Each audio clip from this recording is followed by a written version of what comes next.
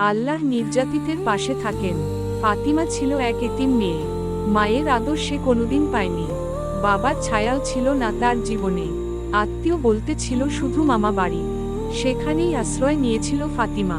কিন্তু তার মামি ফাতিমাকে একদমই সহ্য করতে পারত না।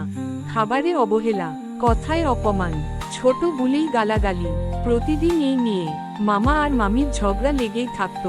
একদিন মামি বলল, এই মেয়েটাকে ঘরে রাখলে আমার শান্তি নেই। মামা ছিল দুর্বল মানুষ। স্ত্রীর কথায় ভুলে গেল আত্মীয়তার বন্ধন। এক ভয়ঙ্কর সিদ্ধান্ত নিল সে।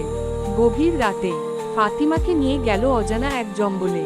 চারদিকে গাছ আর গাছ, মানুষের কোনো চিহ্ন নেই। হঠাৎ আকাশে মেঘ জমল, বৃষ্টি নামল ঝমঝম করে। চারদিক অন্ধকারে ঢেকে গেল। মামা চলে গেল, আর ফাতিমা একা রয়ে গেল জঙ্গলে। ভয়ে কাঁপতে কাঁপতে ফাতিমা আকাশের দিকে তাকিয়ে বলল, হে আল্লাহ, আমার কেউ নেই, তুমি ছাড়া আমার কোনো আশ্রয় নেই। আল্লাহর নির্যাতিতের কান্না ফিরিয়ে দেন না। পরদিন সকালে ঘটনাটা জানাজানি হয়ে গেল গ্রামে। গ্রামের মাতব্বররা ক্ষেপে উঠল। সবাই এক হয়ে বলল, এই অন্যায়ের বিচার হবেই। মামা আর মামিকে গ্রামের লোকেরা শাস্তি দেওয়ার প্রস্তুতি নিল। ঠিক সেই সময় গ্রামে নেমে এলো এক ভয়ঙ্কর মহামারী। একজন অসুস্থ হলে আরেকজন আক্রান্ত হচ্ছিল। ঘরে ঘরে কান্না, মসজিদে মসজিদে দোয়া। ডাক্তার বলল, এই রোগের কোনো চিকিৎসা নেই।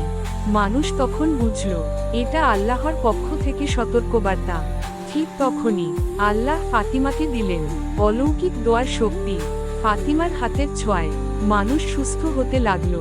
তার মুখের দোয়ায় মহামারী থেমে গেল। গ্রামের সবাই অবাক হয়ে গেল।